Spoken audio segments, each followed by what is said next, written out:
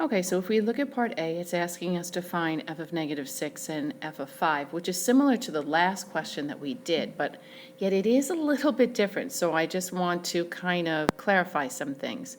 On the last question that we did, we had, and I'm just going to put this off to the side, you don't need to write this, but if they asked us for like f of negative 6, for example, we just said, or I said to you, just put a 0 here and put a negative 6 here.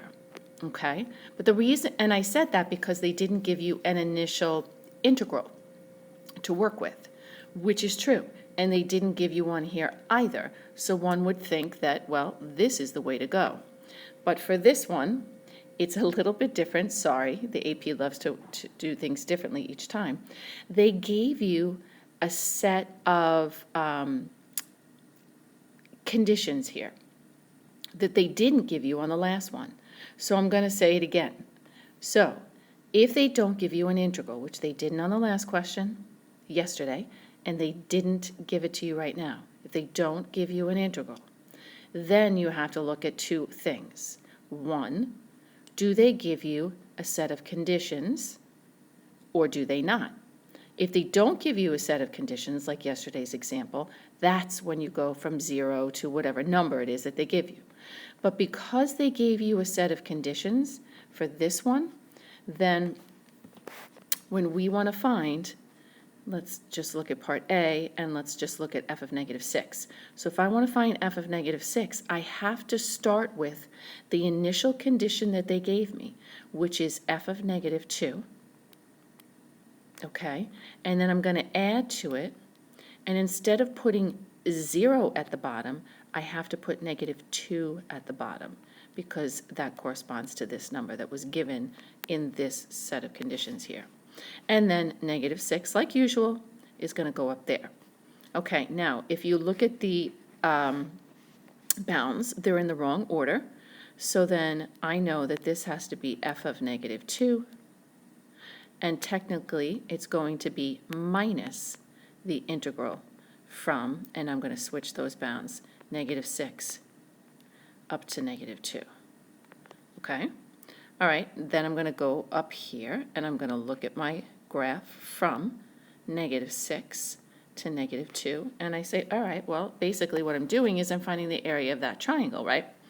All right, so let me rewrite this then. So f of negative 6 is going to be equal to f of negative 2. Now, they gave us the value of f of negative 2, so I'm just going to throw in a 7 there.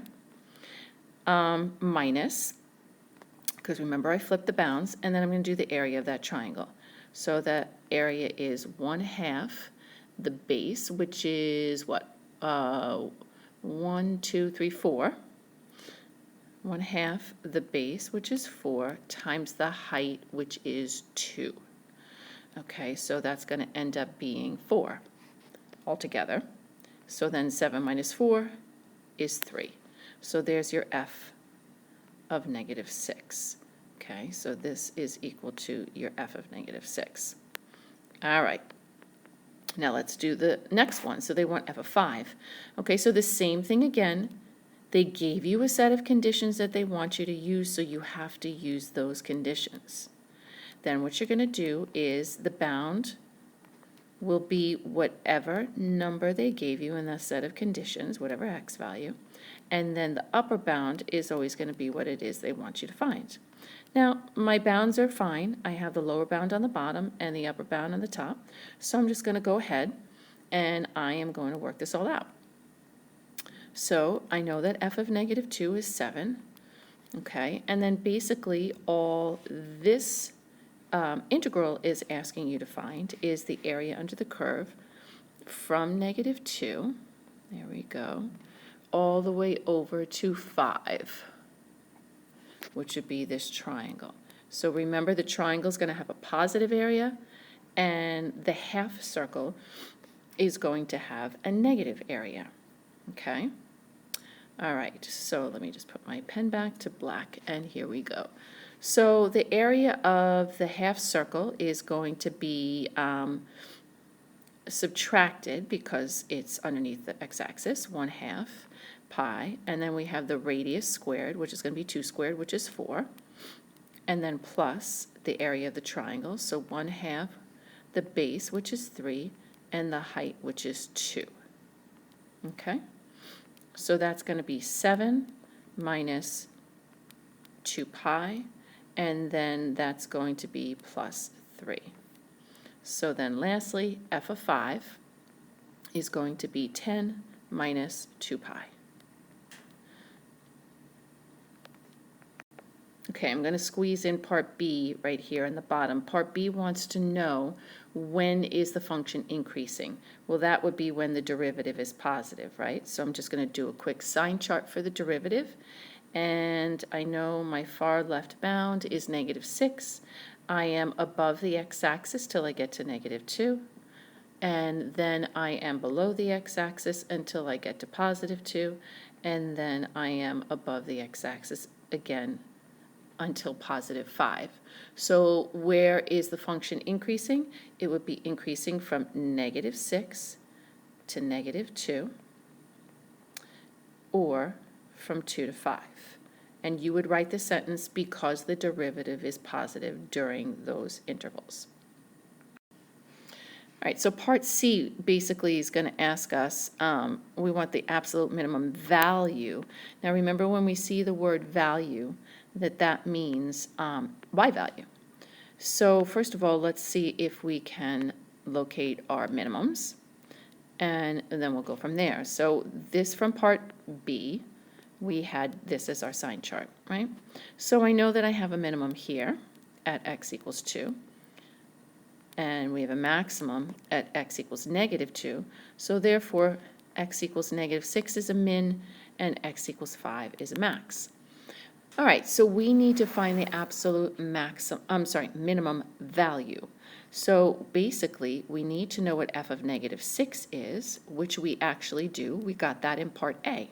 That was 3. So that's a bonus, right? All right, now the only other one that we need to find, though, then is f of 2. And that we do not have. So we're going to follow a similar pattern as we did in part A. So we're going to start with f of -2. That was the initial condition that they gave us. And then we're going to add to it the integral from -2 to 2, okay, of f prime. All right, well, we know that this is 7, right? That was given to us. And then the integral from -2 to 2 is just the area of this half circle. Notice, though, it's underneath the x-axis. Okay, and then from part, I think that was part A, we did get the area of that half circle, and that half circle's area was 2 pi.